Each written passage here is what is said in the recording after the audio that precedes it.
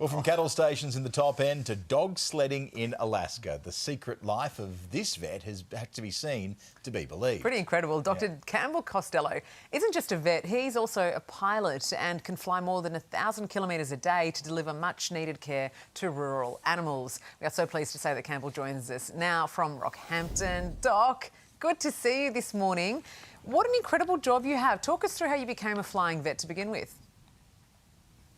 Yeah, g'day guys. I guess, I was born and raised to my family's cattle stations up in northern Queensland near Charters Towers. So I think pursuing a career in agriculture was inevitable. And yeah, coming from a long line of bush pilots, my father was a pilot, both my grandfathers were bush pilots as well.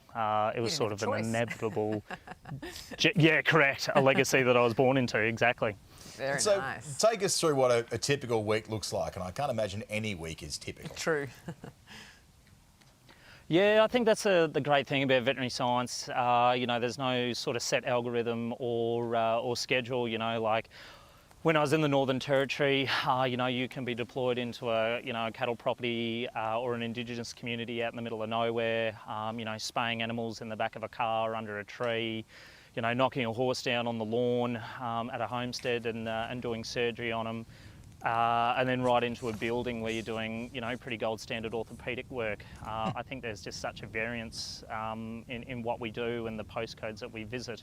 And that's just in Australia. You know, I've been very lucky to go abroad and see a vast array of weird adventures. I mean, just the logistics of what you do are quite extraordinary, really. I imagine one of the biggest challenges for you must be distance, right? And getting to a site in time to be able to treat an animal. What kind of challenges do you face on a regular basis? Absolutely, you know, like in regional Australia, you know, northern Queensland, western Queensland, the Kimberley, Northern Territory, our road infrastructure is, you know, non-existent or pretty poor. So yeah, doing it by air, I can get somewhere in a couple of hours versus, you know, taking 2 to 3 days. So there are challenges.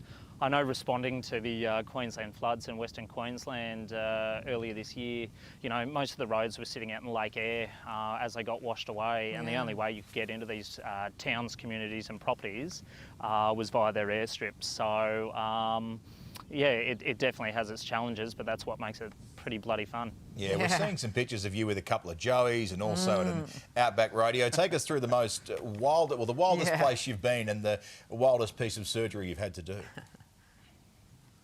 I remember I was a young vet and I used to do a fair bit of work for a big horse race we did in Mongolia, the Mongol Derby, and we were selecting horses for the big horse race. And I remember the wolves got stuck into a mob of the little foals that were outside our yurt. It was quite a commotion in the middle of the evening. So I remember we went outside after drinking some horse milk and stitched a couple of horses up with some fishing line and a Leatherman. So yeah, that was definitely something a little bit less afield, and the animals did quite well. So yeah, and another project I was really happy to be involved in was a lot of the anti-rhino poaching stuff as well. Oh, you know, nice. really great projects in great places and a little bit left field. Exactly. Oh, what an incredible career, what an incredible life you lead, Campbell. Just the scenery of some of the places you've been to as well. Extraordinary. Hey, thanks so much for joining us and do continue doing that incredible work. Love to tap in again. No worries, guys. Please do. Doc and dog. Yes, exactly. All right, well, this is